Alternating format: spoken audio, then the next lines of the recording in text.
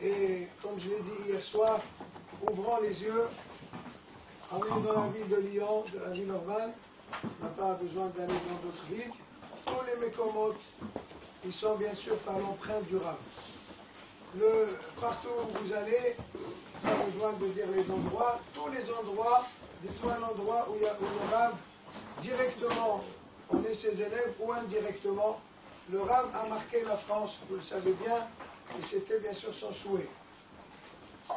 Comme il a dit, Bishalom l'année dernière, je me rappelle, il a dit au nom du Hafez Chaim, que même si on n'a pas connu le Gaon Mivina, eh bien, le fait qu'on nous raconte, les gens qui ont connu le Gaon, ils nous racontent, voilà comment était le Gaon Mivina, alors comme si on l'a connu.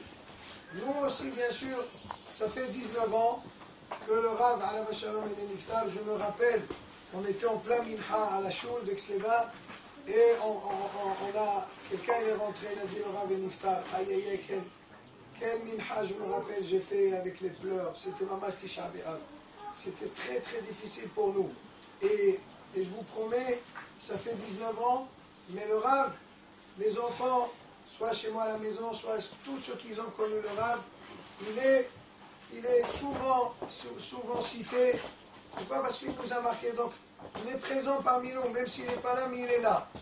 Et donc, même si on n'a pas connu le Rav, les jeunes, vous avez 19 ans, donc vous avez moins de 19 ans, ou un peu plus, mais vous n'avez pas connu le Rav, sachez que vous l'avez connu, parce que nous, on est là pour vous transmettre le message du Rav. Et Baruch Hashem, il y a le livre aussi, du Rav, que, bien sûr, un livre, c'est qu'un livre, mais ça aide, Be'ezrat Hashem. Donc, on va donner la parole à Rabbi Shalom. Ah, au revoir, Rabbin. Maman, c'est vrai que je voulais vous avertir, mais j'ai pas vu dans ma main, juste quelques mots. Be'ezrat Hashem.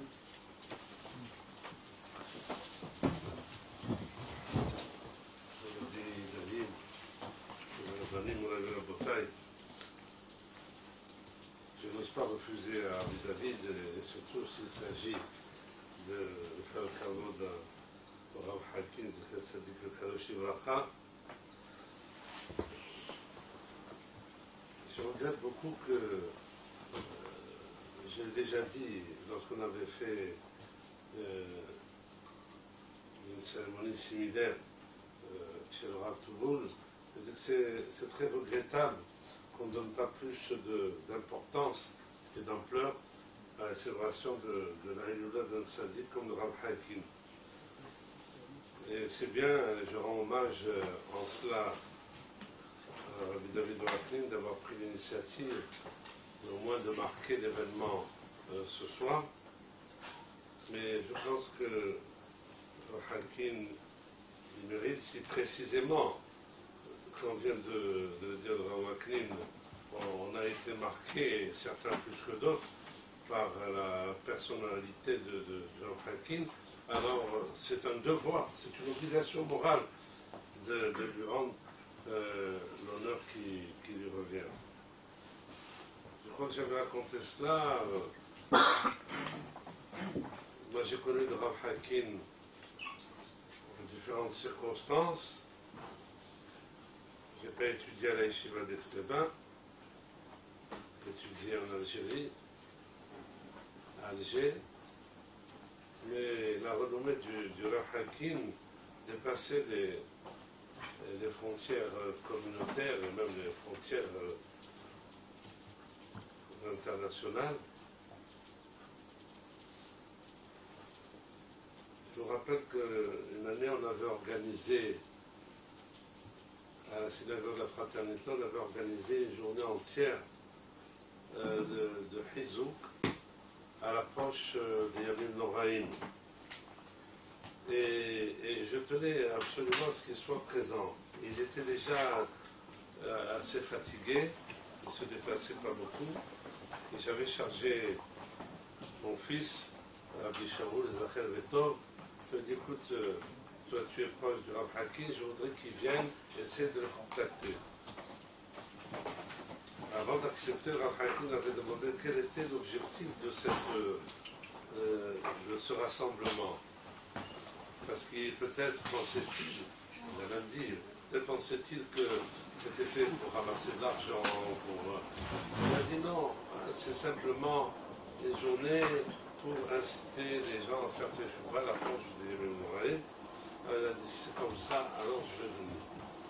Et Rabbi Shimon est allé le chercher, et il est venu, et c'est lui qui a clôturé, par ses paroles, par sa présence rayonnante, il a clôturé cette rencontre-là. Ça veut dire que Rav Hakin, lorsqu'il sentait qu'une cause était importante, il s'oubliait lui-même, il ne pensait plus ni à sa santé, ni à la fatigue que ça pouvait lui occasionner. Il allait et il adhérait spontanément et il apportait son soutien moral à ce qui était organisé. Et une deuxième chose dont je me rappelle, et ça je ne pourrais jamais oublier, c'est qu'une fois nous nous sommes rendus à la yeshiva de Stéphane pour rendre visite à la yeshiva, et c'était en compagnie de l'un des présidents, il est dans l'Olama Emet, il a fait beaucoup de choses pour la communauté. On s'est rendu là-bas et on a rencontré le Rav. Il nous a reçus très chaleureusement, comme c'était dans son habitude. Et juste avant qu'on parte devant la porte, il pose une question à ce monsieur. Et il lui dit, comment est-ce que vous vous rasez? Il dit, je me rase comme tout le monde, avec la crème et le rasoir mécanique. Et puis comment? Et il a fait bien sûr une leçon, il a expliqué et tout. D'abord, jusqu'à maintenant, je me demande comment il a posé la bonne question. Est-ce qu'il a vu qu'il avait la police trop lisse et que c'était douteux? Toujours est-il qu'il a posé la bonne question. Un hacham, un tzaddik, il pose toujours la question qu'il faut. Il aurait pu poser 1000 questions. Et là, il a posé la question. Et c'est pas ce qui m'a le plus frappé. Je vous assure, je n'exagère pas. C'est la vérité.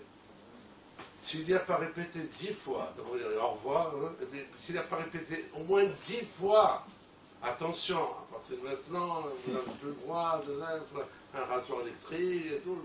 Je vous assure 10 fois, au revoir. Il lui faisait comme ça une azara, sans arrêt, un avertissement. Et ça aussi, c'est un enseignement profond. Ça veut dire que quand on fait le son de Moussar à une personne, il ne faut pas se contenter de prononcer les paroles comme ça. Et si ça atteint la personne, si ça la touche, si ça la pénètre, si ça lui dit quelque chose, ça va, sinon, tant pis, non, pas du tout. C'est le débat la personnalité profonde du Rav Hakin. Un enseignement, c'est quelque chose qui devait vraiment rentrer dans la tête, dans le cœur, dans toutes les fibres du corps de la personne en question. Il ne s'agit pas de planter un clou comme ça et savoir si ça va tenir ou ça ne va pas tenir. Non, c'est enfoncer le clou jusqu'au bout, de manière à être sûr que le message qui a été transmis va faire son effet. Ça c'est, on aurait pu vous décrire des milliers de facettes de Rav Hakin. Voilà, c'est l'une de ces petites facettes qui montre à quel point quand il disait quelque chose à quelqu'un, c'était pas simplement du bout des lèvres, c'était profondément ressenti. Et ça c'est le problème d'un tzaddik, parce que quand un tzaddik voit qu'il y a un problème chez quelqu'un, ça ne devient plus, ça ne reste plus le problème de l'autre, c'est son propre problème. C'est aussi qu'un juif, Babinane et Mezadzel, il est négligent dans l'observance du Shabbat ou de la Kashrut, ça ne doit plus être son problème, c'est notre problème. C'est comme si nous-mêmes nous sommes concernés par la gravité de la chose. Ça, c'est une des images de Rav Hakin. Alors, peut-être Belinedel, Be'ezat Hashem, l'année prochaine, j'avais déjà dit ça, mais je le redis, l'année prochaine, Be'ezat Hashem, il faudrait prévoir avant Pessah, bien avant Pessah, de manière à rendre hommage au tzaddik tel qu'il le méritait. En tout cas, nous demandons à Kadosh Baruch Hu de faire en sorte que son mérite, et c'est vrai que son mérite est grand, David l'a dit,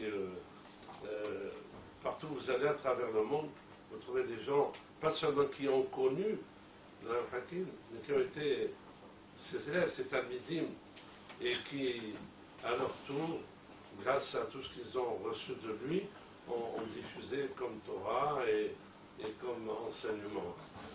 De sorte que, directement ou indirectement, beaucoup de gens sont concernés par la personnalité de cette équipe sans soit une sorte de bracha.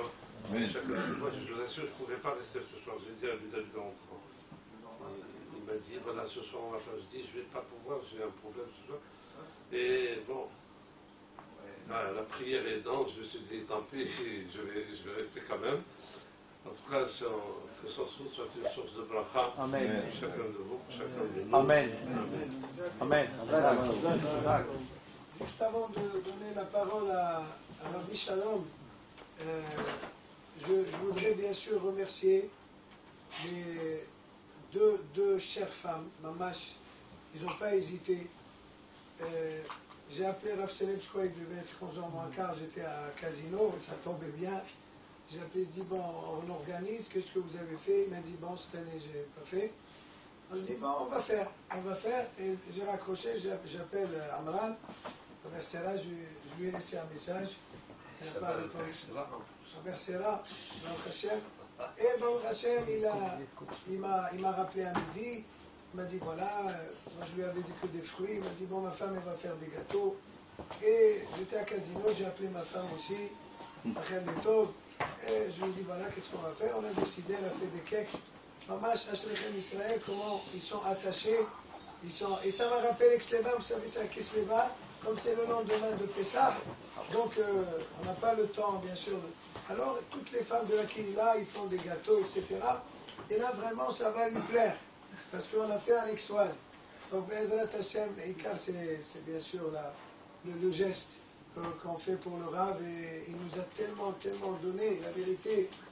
On est ému chaque fois qu'on parle du Rav parce qu'il nous a, chacun, même ceux qui n'ont pas étudié avec Stéban, hein, Jean-Marc, il peut vous le témoigner, ben, il a été marqué par le Rav, par ses conseils, même si on n'a pas étudié vraiment avec lui, on n'a pas été tous les jours à le côtoyer, mais on a été imprégné. Même une fois, et qu'elle a raconté, c'est dans le livre, il a vu une fois le Rav, ça y est, c'était fini pour lui, il a changé sa vie, il était imprégné pour la vie.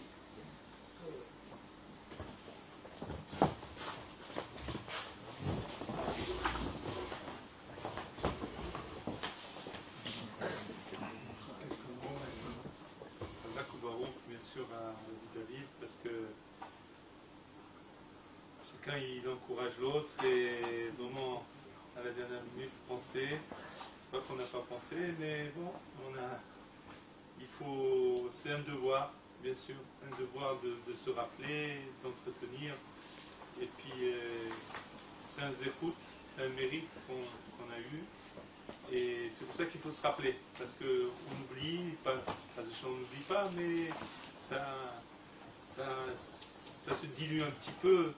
En fait, on a remarqué chez tous les tzadikim, le Rav Haïtim dont on parle ce soir, Zichron Livracha, et tous ceux qui ont connu un tzadik, dès qu'on lui parle de ce tzadik qu'il a connu, alors on dirait que le tzadik est là, et on a tout de suite on a une lumière qui nous vient, parce que on a eu un privilège. Et nous, Baruch Hashem, c'est vrai.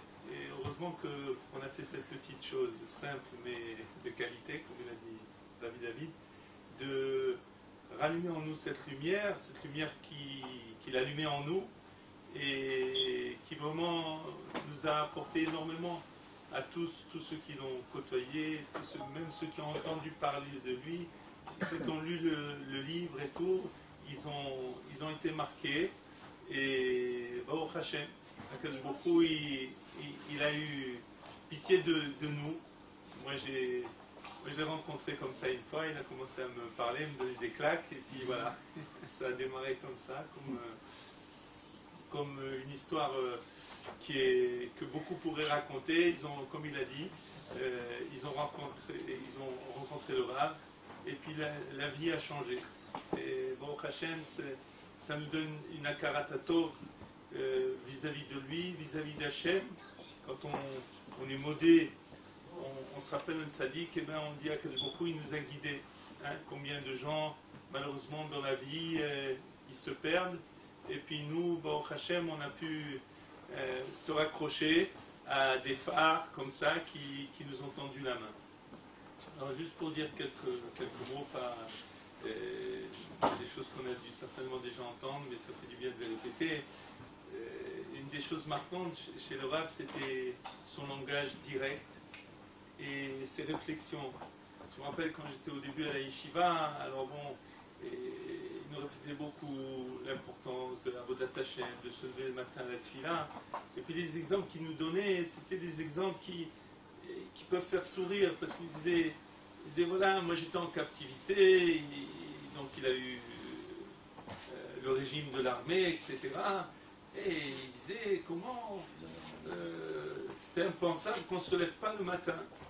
Et alors nous, bon, on était des jeunes, n'est-ce pas? On est toujours jeunes, mais on était des jeunes.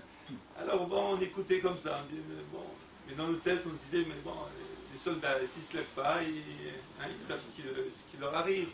Nous, si on ne se lève pas, bon, c'est vrai, c'est pour Hachem, mais bon, on sait que c'est ça, les Serara, il nous arrive rien. Alors, quel est le rapport et tout? Mais, pour lui, une image comme ça, comment? Pour se lever, parce qu'on a peur d'un supérieur, on a peur d'être, je sais pas, d'être en prison, si un soldat, il ne fait pas son travail, il se trouve 7 jours en prison et tout. Alors là, on réagit, d'accord? Et pour Akadosh Baruch Hu, non, on ne réagit pas. C'était une évidence qu'il n'y a pas de commune mesure. Alors il nous répétait plein d'images comme ça dans la vie. Il tire enseignement de choses simples, de choses banales, et ça devenait quelque chose de très important. Parce que si on a assisté à tel événement, si on a été confronté à telle situation, c'est que ça nous parle. Alors nous, combien de choses qu'on rencontre, des situations auxquelles on est confronté, et puis bon, ça ne nous parle pas tellement, parce qu'on prend les choses beaucoup, un peu à la légère, je ne peux pas dire beaucoup à la légère, mais on ne fait pas attention, on ne prend pas garde. Et lui, il apprenait combien, quand il voyait un papillon, quand il voyait une créature, de chaque chose, il apprenait. Et ça, c'est une vitalité, c'est ce qui faisait entre autres, je pense, que son message, quand il nous parlait, c'était quelque chose, c'était pas des paroles, des bonnes paroles de circonstance, c'était des paroles vraies.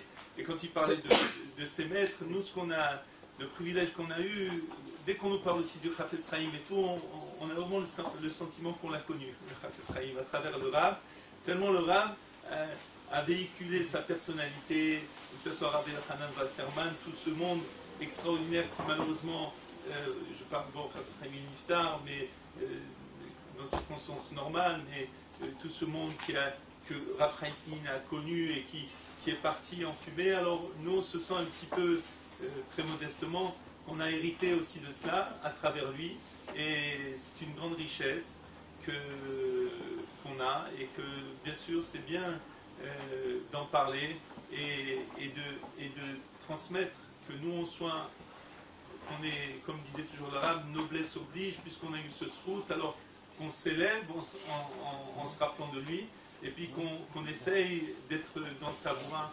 Encore un point, il avait des idées claires, c'était, quand il parlait de Torah, de mitzvot et tout, c'était clair, c'était net, et c'est quelque chose qui, je pense, qui nous manque un petit peu à notre époque, les tzadikim comme ça, qui ont les choses tellement, quand il parlait de la tchouva, il n'avait pas besoin de faire des grands discours, de l'étude de la Torah, c'était vrai, c'était émettre, c'est marqué dans la Torah, alors qu'on essaye un petit peu de s'inspirer, de se parfumer de son exemple.